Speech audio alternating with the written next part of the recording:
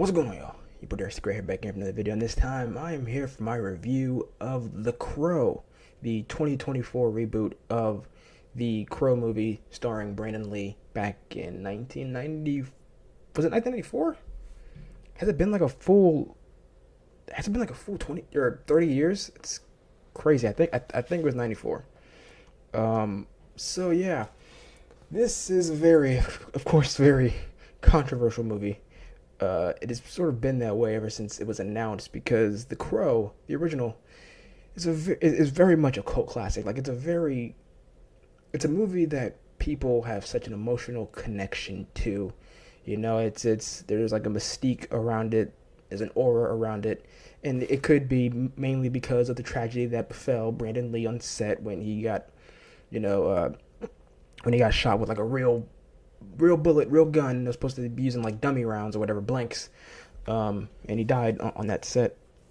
And I, for one, do not have that emotional connection. I've never seen the original Crow. And in the days leading up to this movie coming out, I sat and I really debated, should I watch the original first? But then I thought about it and I was just like, I think I want to go into this without that connection. I want to go into this fresh as someone that I think the movie is really trying to appeal to. Like, I don't think, like, I've seen like maybe a clip or two of The Crow. I've seen pictures of The Crow. Like, I know the general look and feel and what people love about that movie. And when the trailer came out, when the first look at Bill Skarsgård as Eric Draven, The Crow, came out, and it was vastly different than Brandon Lee, and people didn't like it, people hated it. I myself, as like not a fan of it, was just like, even this looks a little off. He should at least have long hair at the very least. But when that first look came out, when the trailer came out, I could feel that this is not, I don't think this is something that the filmmakers are making for fans of the original. I feel like this is them trying to make the original, but for new audiences, for the new generation, I guess. Whether it's people younger than me or people my age who was born after The Crow came out, I don't know. But I got the feeling from the trailer and I got the feeling from the movie that this is not for the people who love The Crow dearly, right? And as a movie, I have to say, I didn't mind it. Man, what the fuck is you talking about? What the fuck was that? I'm sorry, man. You know, I wasn't thinking about it. Go ahead, man. Go ahead. Tell me in the comments how wrong I am. How I'm stupid and my opinion sucks. My taste. I didn't mind the movie, right? I will say that this isn't a movie that has any sort of impact on me like the original has on so many people, right? I didn't walk away from this movie going, oh my God, The Crow. This movie speaks to me. This is my movie. I didn't come out like that. I came out like, it's alright, you know, it's pretty serviceable, right? And I think back to the director, Rupert Sanders, I believe, is the director. I think he even came out in a quote and said that he was trying to make The Crow for new audiences or whatever. And as someone who was a target of what they were trying to achieve here, did it really work for me? Again, didn't really have that long-lasting impact. You know, I thought as a movie it was very by the numbers. I guess I could go into positives and negatives, right? Easily the best part of this movie is, of course, Bill Skarsgård in the role. More so, not even necessarily when he's just Eric Draven, but once he becomes The Crow, right? Once he becomes The Crow and he's like locked into like being this force of nature, this force of vengeance and love, right? Just trying to, you know, avenge his loved one, avenge Shelley. He's really good in the role. Like, aesthetically, I think his look works better in the movie than like the initial pictures or even like the initial trailer. So he did a really good job. FK Twigs played Shelley. She was alright to me, like acting wise. I don't know, like she's like a singer, right? Is she like a singer that became an actress, or she's an actress and singer? But like her acting was whatever with me. Didn't really, you know, I could take it or leave it. Danny Houston is in this movie. For those of you who saw X-Men Origins Wolverine, he's Stryker in that movie. He's in a lot of great movies, but he plays villains, or X-Men Origins Wolverine is not a great movie, but he's great in a lot of movies. That's what I was trying to say. He's great in a lot of movies. He was in Wonder Woman, the first Wonder Woman movie, as like the big Nazi villain at the end, whatever. And it's like whenever I see him, I'm just like, oh, he's playing a villain. And in this movie, he plays a convincing villain who doesn't really have a whole lot going on. Like, he doesn't have a whole lot going for him other than he's evil and he's the villain, right? That's it. And I don't want to get into spoilers just yet. I'm gonna have a spoiler section. I'm gonna do the chapter breaks, and you'll see when the spoiler section comes. So if you don't want to know any spoilers, you can easily avoid that section. Just stick to the non-spoiler section. So, action-wise, which the big drawing point for me when the trailer came out was the action. In the trailer, it looked very violent, like some damn good action, right? And I have to say, we don't get a whole lot of the action, right? And I don't know if that's something that the original Crow did, where like it took a while to get going, because this movie takes a while to get going. It's a lot of build up. It's a lot of them trying to get you to connect to this relationship between Eric and Shelley, because that's the central piece here, right? Like, without the relationship, you don't get the Crow. It's because of how much he loved her that when, you know, she's killed, his love is what brings him back. You know, that's the whole thing with the Crow lore, apparently. And was it convincing? To an extent, you know, like, did I really buy the relationship? Was their chemistry the greatest? No, it wasn't. But it did enough to where I was just like, okay, I can kind of understand what you're trying to tell me here, what you're trying to show me here. I could buy in a little bit. Not as much as you would probably like me to, but I can buy into, oh, he's really upset over her. Like, he really loves her. And when she's dead, he's so distraught and traumatized and all that stuff. Sure, whatever. But once you get past that, and it takes a little bit to get past that, once it gets into him becoming the Crow, and he's got the makeup, and he's got the trench coat on, he's holding the damn sword that he's got in the poster there. Once he gets into some Crow action, it is good. And like, I'm serious, at that point, because there's some action before he fully becomes the Crow, and that action's alright. But it's when he becomes the Crow, for like one scene, one action set piece scene, that it's really good. It was the best part of the movie. The kills in this film is there's some kills that got me off guard. Like, they caught me off guard. Some of these kills, it's just like, whoa, oh god, and like it gets real violent, it gets real bloody. Just that part of the movie really spoke to me, which makes me sound like a psychopath, but it just did. It just did. And without that, the rest of the movie is just, it's kind of meandering, you know, at various points, man. Very meandering. Like I said, the villain, it's not that great. You know, he's just evil. And yeah, I feel like this film, right? If it wasn't called The Crow, would I go see it? Probably not. Right? If I didn't know that this was supposed to be a reboot or a remake, whatever, of the original, I probably would not go see it.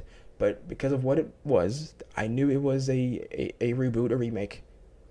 Went and saw the movie. And if I see this movie again, if I watch it again on streaming, which I probably will, right? I'm just going to fast forward to the Crow parts where he's just killing people, murking people, right? That's just... I might skip to when they both get killed. That's probably what I'll skip to. But I don't think that's the effect the movie wants to have. I certainly don't think that's the effect the first movie has on people. I feel like most people, they'll watch the whole movie the entire way through. But me, with this movie, not really going to do that, because it just takes a while to get going. So, like I said, pretty serviceable, alright, average movie. I posted my quick post thoughts on my TikTok, and someone left a comment. They're like, it's very much a 2000s movie. And I was thinking about it. I'm like, yeah, if you think about 2000s movies, like, there's a lot of build up at the start, and once stuff starts going crazy and action starts, the movie's almost over. It's pretty much this movie in a nutshell. Again, I don't know if that's something that the original does, or if there's more meat to the original to keep you going, keep you invested all the way through.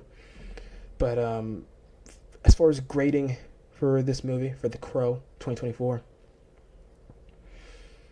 it's a solid, like, C movie. solid C movie. You know, might give it like a 2.5 out of 5.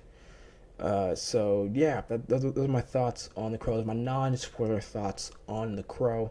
And now I'm gonna jump into some spoilers. It's gonna be real quick, not gonna be a whole lot. All right, jump to some little itty bitty spoilers starting now. Okay, I need someone to help me out because again, I haven't seen the original Crow. My understanding of the original Crow was that these dudes kill Eric Draven and his girl. Eric comes back, and he goes on vengeance trying to kill them. I need someone to help me out. Is there any point in the original Crow where the bad guy is a dude who sold his soul to the devil and can now cause people, can like whisper, like just, he's dude damn near like bites people's ears off. He's just like saying whatever the freak he's saying, dude. Is there a thing that the bad guy sells his soul to the devil and can make people do things, whether it be kill someone or themselves? Is that something that happens in the original? Because as soon as that part happened, I was just like, this is what the villain of The Crow is. This is what is like. I was just kind of expecting some Punisher type stuff. It's just normal human bad guy that he has to fight, and murk down at the end of the movie. I was not expecting another supernatural element to try to counteract The Crow. Man, it just seemed very.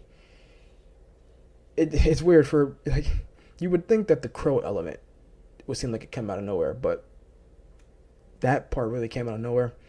Because at one point, Danny Houston, like the villain, I don't even remember the villain's name. This movie does not get you to remember anyone's names other than Eric and Shelley. It's also a Dom, I think, but I only remember that because I think of Dom from Fast and Furious and Dominic Mysterio. So Danny Houston's character, the villain, at one point, like he starts talking about like the things he's seen over his lifetime. It was just, as he was talking, I'm just like, well, yeah, you're old, but you're not that old, right? But then, like, he tells someone, I've lived for centuries. And I was just like, I'm sorry, come again? And then he starts doing his demonic whispering into people's ear, and then there you go.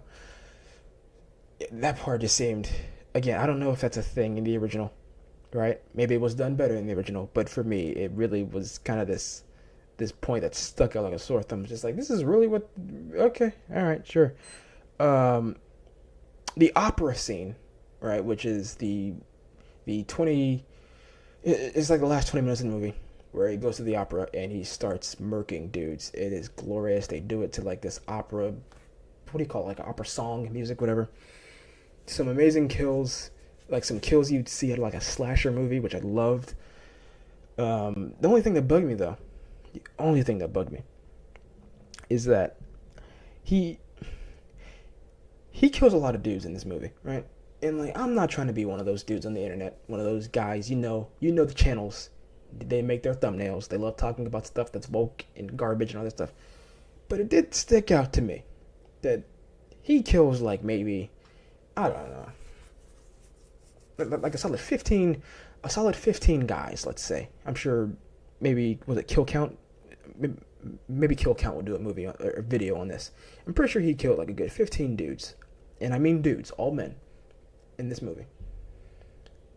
And when it comes time for him to kill a woman, they don't show it. They show the aftermath. They show him kill all these dudes. Every single dude he kills in this movie, you get to see it in bloody, gory fashion. But when it comes to the woman, you don't get to see it. Like, you see her head at the end, right? Like, he holds her head up. But I was just like as I was watching the scene, I'm just like, come on, show it. Don't be a little pussy. Show it. And then they didn't show it. They just kind of stuck out at me. I'm just like, really? Because I've seen things. I've seen other movies, rated R movies, where women get it too, man. Equal rights, equal fights. But that's like a little small nitpick to me, though. Trying to think anything else spoilery that I could talk about. Also, help me out in the comments if you've seen the first one. What did you think of Bill's performance as the Crow in terms of like his acting and like his dialogue? Because of the clips I've seen of Brandon Lee as the Crow, I don't want to say like he's Jokerish, but like he seemed to have a lot of like dark humor to him, and like they do that in like one specific scene right? Like he kills a dude, and then like he's like smoking. He's like, here, hold this, and he puts it in his mouth, or whatever. But the very few scenes I've seen in the original Crow, it seemed like he had kind of a dark humor thing going on about him. But if I'm off base with that, just let me know. I just felt like that was kind of missing from when he became the Crow in this movie. He's very much a silent guy, which they kind of set up in the beginning, where like he doesn't talk until he meets Shelley. But yeah, I'm trying to think any other spoiler thoughts.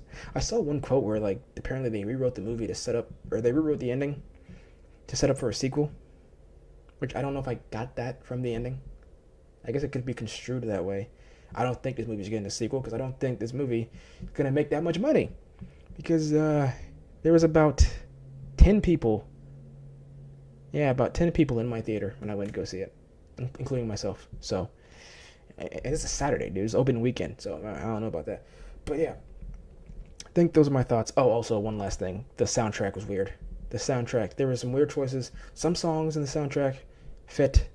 Other songs, I was just like, this is a weird song to use in this movie. Like, the original had like a gothic tone, right? I don't know what the tone of this movie really is. It kind of has no tone. But yeah, those are my thoughts on The Crow, man. Let me know what you guys thought of The Crow if you have seen it. If you haven't seen it, tell me, will you be going to see it? Or will you just prefer to have the first Crow? Or it's like sequels. I think they made more movies in a TV show that I heard none of that was good or as good as the first one. But let me know your thoughts on all that stuff, man. Make sure you hit that subscribe button, hit the notify bell so you know every time I upload a new video. Also, leave a like. Very important, leave a like. And again, just chat away in the comments, man. It's good for engagement. So I will see you guys in the next video. Peace.